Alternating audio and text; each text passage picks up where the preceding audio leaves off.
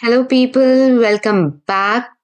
आज हम कर रहे हैं case study. Case studies series में कुछ केस स्टडीज मैंने और लाए हैं जो कि सीबीएसई की तरफ से ही है। ठीक है, ये केस स्टडीज पूछी गई हैं, आपके पीवाईक्यूज में कुछ पूछी गई हैं। सो ये इम्पोर्टेंट है, तो मुझे लगा कि आप लोगों को कराना चाहिए। ठीक है, आपके सारा मैं चाहती हूँ कि पीवाईक्यूज कवर हो जाएं, जितना भी मटेरियल, जैसे भी जिस तरीके की क्वेश्चन सीबीएसई ने अब तक पूछे हैं, ठीक है, वो सब मैं आपको करवाना चाहती हूँ, सो दैट आपको एक आइडिया हो अच्छे से कि कैसे उनको आंसर करना है, कैसे क्वेश्चंस को अटेम्प्ट करना है। You will get an idea, right? Not every time everything is going to mention in case study. ये हम अभी देखेंगे नेक्स्ट केस स्टडी में। Make sure you hit that subscribe button. आप सब्सक्राइब करिए इस चैनल को, बिकॉज यहाँ पर मैं आपके सारे प्रैक्टिसेस करवाती रहती हूँ। Long answer type question series में करवा चुकी हूँ, उसको आप चेकआउट कर सकते हैं। केस स्टडी सीरीज में मैं ये ऐड ऑन कर रही हूँ, और सेक्शन ए के लिए मैं क्वेश्चन पोस्ट करती रहती हूँ कम्युनिटी पोस्ट में, तो आप वो देख लेना। एंड मेक श्योर दैट आप इस चैनल की प्लेलिस्ट जरूर चेकआउट करो। What ever you need for your class 12th you will find it here, I am sure. और अगर कुछ और चाहिए, just let me know in the comment section.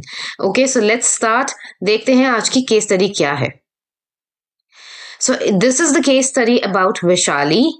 Now, Vishali was admitted to hospital in midst of a maniac episode. तो ये देखो, उन्होंने यहाँ आपको पहले ही बता दिया कि मेनिया एपिसोड, मतलब आपको स्टार्टिंग में बता दिया कि उसको हॉस्पिटल में विशाली को एडमिट किया गया था मेनिया एपिसोड में। तो इट मीन्स कि किस चीज का डिसऑर्डर के बारे में बात हो रही है। She has been in psychotherapy for depression for several months. तो मेनिया का एपिसोड भी है, डिप्रेशन का भी है। अब अगर आपने अच्छे से स्टडी करी होगी तो यहीं पे आपको समझ आ जाएगा कि ये जो आपकी केस हिस्ट्री है, ये जो केस स्टडी है, ये बाइपोलर डिसऑर्डर की है, जिसमें मेनिया और डिप्रेशन दोनों ही आते हैं।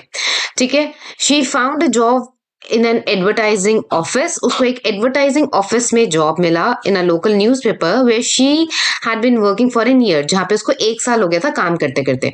नाउ वैशाली का जो मेनिक एपिसोड था, अगर उसको ट्रेस करें तो उसको जो एडमिशन कराया था हॉस्पिटल में, जब वो एडमिट हुई थी, तो उससे 3-4 महीने पहले उसको जो है मेनिया का एपिसोड आया था। ठीक है, उसके हॉस्पिटल में एडमिट होने से पहले she had been feeling unusually good for several week. तो उसको अनयूजुअली गुड फील हो रहा है फॉर सेवरल वीक्स। अब काफी हफ्ते बीत गए और उसको बहुत अच्छा हाई एनर्जी पे है वो। At first she didn't think anything was wrong. पहले तो उसको लगा कि कुछ गलत है नहीं। उसको इनफैक्ट लगा कि क्वाइट ऑपोजिट ही इंप्रेशन आया उसको। क्या उसको लगा कि everything is going right for her except her job. सिर्फ उसकी जॉब अच्छी नहीं चल रही, बाकी तो सब उसकी लाइफ में अच्छा चल रहा है। क्यों? क्योंकि पहले उसने फोकस खो दिया था सारा वर्क से, and her energy level was extremely high. ठीक है, और उसका जो एनर्जी लेवल है दैट वाज एक्सट्रीमली हाई, जो कि मेनिया की निशानी है। She felt a renewed confidence in her self and her relationship with other people. एक रिन्यूड सेंस ऑफ उसमें कॉन्फिडेंस आ गया था बिकॉज ऑफ हर एनर्जी। ठीक है, उसके खुद में भी और अपने रिलेशनशिप्स को लेके भी। She was feeling particularly accelerated. तो फीलिंग ऑफ पर्टिकुलरली एक्सिलरेटेड का मतलब है कि हाई स्पीड पे फील कर रही थी वो, मतलब बहुत एक्सिलरेटेड थी। Vaishali initially welcome these feelings specially because she had been so lethargic. Lethargic कहते हैं आलसी, लेजी। तो वो बहुत लेजी सी रही, इसीलिए उसको अब लगा कि हाँ यार, अब मेरी लाइफ में कुछ एक्साइटेड है, कुछ फन है, मैं एनर्जी फील कर रही हूँ, मैं लेजी नहीं हूँ। And also tend to reserve with people. पहले वो लोगों के साथ रिजर्व रहती थी। Soon she realized that her moods shifted constantly, but थोड़े टाइम बाद उसको realize हुआ कि मूड तो उसके constantly shift हो रहे हैं। The enthusiasm gleefully throwing herself into a new and exciting activities, जो भी वो enthusiasm अपनी लाइफ में फील कर रही है, gleefully throwing herself into a new and exciting activity, मतलब बहुत joyfully उसको new and exciting activities में उसको थ्रो कर रहा है। And this soon it is going to be over. Now she started feeling quite normal in her behavior. अभी she resumed work sincerely and appeared calm. So basically ये bipolar 1 का आपका सारा डिस्क्रिप्शन है। ठीक है, वो तो उन्होंने स्टार्टिंग में ही आपको बता दिया कि वैशाली को मेनिया का एपिसोड भी हुआ, डिप्रेशन का एपिसोड भी हुआ, साइकोथेरेपी उसकी चल रही है, और इंटर्न जो वो एक एडवर्टाइजिंग ऑफिस में काम कर रही है 1 साल से, ठीक है।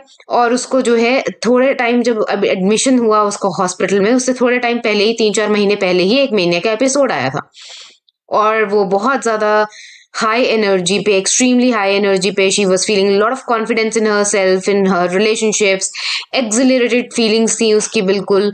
और जो है फिर ये मूड शिफ्ट उसके काफी कॉन्स्टेंटली होने लगे। और जो ये जो उसका न्यू एंड एक्साइटिंग एक्टिविटी वाला फेज था, soon it is going to be over, और वो अब अपने बिहेवियर में काफी क्वाइट और काम है, सिंसियर है, राइट। सो डेफिनेटली ये बाइपोलर के डिस्क्रिप्शन है बाइपोलर 1 की। तो ये आपका जो चैप्टर नंबर 4 है जहां पे आपने साइकोलॉजिकल डिसऑर्डर्स पढ़े हैं, ये उस यहाँ वहां पे आपको इसके आंसर्स मिलेंगे। देखते हैं इससे क्वेश्चन क्या आए हुए हैं, इन्होंने पूछे। सो फर्स्ट क्वेश्चन है, name and state the characteristic feature of disorder that Vaishali is experiencing. एक नंबर का क्वेश्चन है, 1 मार्क्स का, 1 मार्क्स का। Second question है, she had been in psychotherapy for depression for several months while she was in college. What are the symptoms that she may have experienced during the phase of depression? अब देखो, question 1 तो बहुत direct question है जहां पे उन्होंने सीधा सीधा पूछ लिया कि नाम बताओ और कैरेक्टरिस्टिक्स बताओ, कैरेक्टर्स फीचर क्या है इस डिसऑर्डर का, जिसके बारे में जो डिसऑर्डर वैशाली को हुआ है। तो मतलब डायग्नोसिस भी आपको ही करना है उसके दिए हुए सिम्टम्स से, वो मैंने आपको बता दिया बाइपोलर 1 है। अभी वो पूछ रहे हैं कि शी मे हैव एक्सपीरियंस्ड, ठीक है, कि मतलब उसको जो साइकोथेरेपी है, she has been in psychotherapy for depression, ये उन्होंने कोट करके दिया हुआ है। देखो आप देख रहे हो, ये कोट वर्ड्स में है, मतलब ये उन्होंने एज इट इज लिया हुआ है ये वाला सेगमेंट। तो वो बोल रहे हैं कि जो डिप्रेशन के उसके सेवरल मंथ्स साइकोथेरेपी चली, ठीक है। तो व्हाट आर द सिम्टम्स उस that she may have experience, मतलब आपको डिप्रेशन के आपको यहाँ पे सिम्टम्स बताने हैं, ठीक है, सिम्टम्स बताने हैं डिप्रेशन के। दैट शी मे हैव मतलब आपको ये बताना है कि शायद उसने वो सिम्टम्स डिप्रेशन के एक्सपीरियंस किए होंगे जिसकी वजह से वो थेरेपी के लिए आई। तो वो सिम्टम्स आपको खुद से लिखने हैं, मतलब वो आपको याद होने चाहिए। अगर आपने अपने चैप्टर में मेजर डिप्रेसिव डिसऑर्डर पढ़ा था, अगर MDD जिसको बोलते हैं, MDD मेजर डिप्रेसिव डिसऑर्डर, अगर आपने इसके सिम्टम्स पढ़े थे तो आपको वो सिम्टम्स याद होने चाहिए, वो आप यहाँ पे लिखेंगे। अब आप कहोगे कि डिसऑर्डर तो हमने इसको बाइपोलर 1 दिया है, डायग्नोस किया, तो हम MDD के डिसऑर्डर फीचर्स क्यों लिख रहे हैं? क्योंकि बेटा MDD में डिप्रेशन वाले फीचर्स आप लिखोगे ना, यहाँ पे डिप्रेशन की बात हो रही है। मेनिया के फीचर्स जो हैं वो तो आपको पता ही है कि क्या होते हैं, कि बहुत हाइपर एक्टिविटी होती है, रेस्टलेसनेस होती है, नींद नहीं आती है, स्पेंड थ्रिफ्ट हो जाते हैं, इस तरीके के सिम्टम्स होते हैं मेनिया के। लेकिन डिप्रेशन के में क्या होता है, डिप्रेशन में वही चीजें होती हैं जो MDD डिसऑर्डर में होता है, जो मेजर डिप्रेसिव डिसऑर्डर के सिम्टम्स हैं, डिप्रेशन में वही होता है। बस बाइपोलर में क्या होता है, एक फेज आता है आपका मेनियक वाला, ठीक है, और दूसरा फेज आता है डिप्रेशन वाला, जिसको हिल्स एंड वैली कहते हैं, ठीक है। These are hills and these are valley, ठीक है। तो हिल्स एंड वैली, तो मेनिया का एपिसोड होता है और एक डिप्रेशन का एपिसोड होता है। तो डिप्रेशन वाले एपिसोड में आप MDD मेजर डिप्रेसिव डिसऑर्डर वाले जो सिम्टम्स हैं वो आप लिखेंगे। देखते हैं इसको आंसर कैसे करना है। देखो पहले क्वेश्चन का आंसर तो आप सीधा लिखोगे बाइपोलर 1 डिसऑर्डर है, ठीक है।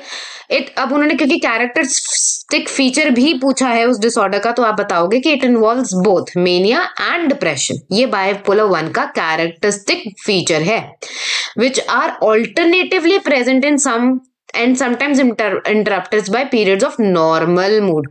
तो ऑल्टरनेटिवली प्रेजेंट होना मतलब कि पहले कभी मेनिया आया, फिर डिप्रेशन आ गया, फिर मेनिया आया, फिर डिप्रेशन आ गया, और बीच में सीधा सीधा भी चलता है, मतलब पीरियड्स ऑफ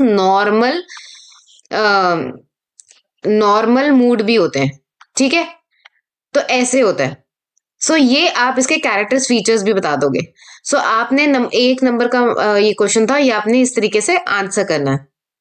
सेकेंड क्वेश्चन वो बोल रहे थे कि शी मे हैव एक्सपीरियंस, तो यहाँ पे आपको अपनी बुक में आप खोलना चैप्टर 4 में मेजर डिप्रेसिव डिसऑर्डर के जो सिम्टम्स हैं वो आपको मिल जाएंगे और वो सारे सिम्टम्स आपको यहाँ लिखने हैं, लेकिन यहाँ मेंशन मत कर देना, ये तो मैं आपको समझाने के लिए यहाँ पे एमडीडी लिखा है, लेकिन आपको नहीं लिखना एमडीडी। आपको क्या लिखना है कि कौन से फीचर्स उसने शी मे मस्ट हैव उसने फेस किए होंगे, ये सारे फीचर्स उसने हो सकता है डिप्रेशन के टाइम पे देखे हों। Depressed mood, loss of interest in pleasurable activity, ऐसी एक्टिविटीज जिसमें हमें पहले मजा आता था अब नहीं आता है। बॉडी वेट में चेंजेस हो सकते हैं, and by the way body weight में चेंज होना ये नहीं होता कि डिप्रेशन में हमेशा बॉडी वेट गिरेगा, बॉडी वेट गेन भी हो सकता है। कई लोग बहुत ज्यादा खाना खाना लग जाते हैं, माइंडफुल ईटिंग नहीं करते हैं और उनको लगता है मतलब डिप्रेशन में बैठ के बस चढ़ चढ़ चढ़ चढ़ चढ़ कर रहे हैं, तो ऐसा नहीं है कि डिप्रेशन में बॉडी वेट गिरता ही है, हमेशा कम होता है, बॉडी वेट ज्यादा भी हो सकता है, ओवर ईटिंग भी हो सकती है। कांस्टेंट स्लीप प्रॉब्लम्स हो सकती हैं, या तो बहुत ज्यादा सो गए या बिल्कुल ही नहीं सो गए, टायर्डनेस हो सकती है जिसकी वजह से, inability to think clearly, agitation मतलब इरिटेशन होना, ग्रेटली स्लोड बिहेवियर होता है, हर चीज को मर मर के रुक रुक के बिल्कुल मन नहीं करेगा करने का, इतना स्लो बिहेवियर होता है उनका। Thoughts of death and suicide are very common जब डिप्रेशन की बात करते हैं। एक्सेसिव गिल्ट होने लगता है, फीलिंग ऑफ वर्थलेसनेस होती है, तभी तो सुसाइड के थॉट्स आते हैं कि भाई मेरी तो किसी काम की जिंदगी ही नहीं है, मैं तो धरती पे बोझ हूं, इस तरीके के थॉट्स आने लगते हैं कि यार my life is not good, it is totally worthless, I am useless, इस तरीके के थॉट्स आते हैं। तो यहाँ पे आप ये वाले सारे सिम्टम्स देंगे, ये वाले सिम्टम्स आपकी सारी बुक में मेंशन है। चैप्टर नंबर 4 में एमडीडी में मेजर डिप्रेसिव डिसऑर्डर में इसको देख लेना, वही वाले सिम्टम्स आपको यहाँ पे ये मेंशन करने हैं। एंड दिस इज हाउ, क्योंकि वो उनका क्वेश्चन भी यही है कि वो डिप्रेशन के लिए साइकोथेरेपी के लिए गई थी, तो कौन से सिम्टम्स आपको लगता है उसको एक्सपीरियंस हुए होंगे। तो देखो आपको हर चीज अच्छे से पढ़ी होनी चाहिए, जरूरी नहीं है कि जो बुक में जो आपको जो अगर केस हिस्ट्री दी है तो हर सिम्टम आपको मिल ही जाएगा। अब ये सारे सिम्टम्स आपको याद होने होंगे तो आप लिख पाओगे, ये आपकी केस हिस्ट्री में कहीं भी गिवन नहीं है ये सारे सिम्टम्स, ठीक है। सो इस तरीके से भी क्वेश्चन आ सकते हैं। तो केस हिस्ट्री में ये नहीं है कि हर चीज आपको केस हिस्ट्री के उसमें पैराग्राफ में गिवन होगी और वहां से ढूंढ ढूंढ के आपको आंसर लिखना है छोटे बच्चों की तरह, ठीक है, ऐसे नहीं होगा। तो कई बार ऐसे भी क्वेश्चन आ सकते हैं जहां पे वो आपको पूछ सकते हैं कुछ ऐसा जो कि केस हिस्ट्री के अंदर गिवन नहीं है, बट सिम्टम्स आपको खुद से देने हैं, ठीक है। So this is how you are going to answer. Next time हम एक और केस हिस्ट्री करेंगे, एक केस हिस्ट्री कह रही हूँ, केस स्टडी करेंगे, एंड वी विल सी कि कैसे उसको आंसर करना है। So make sure that you subscribe this channel. Do give me a thumbs up if you like this video. Let me know in the comment section your thoughts about it, and I'll see you next time. Till then, keep learning, keep revising. Bye.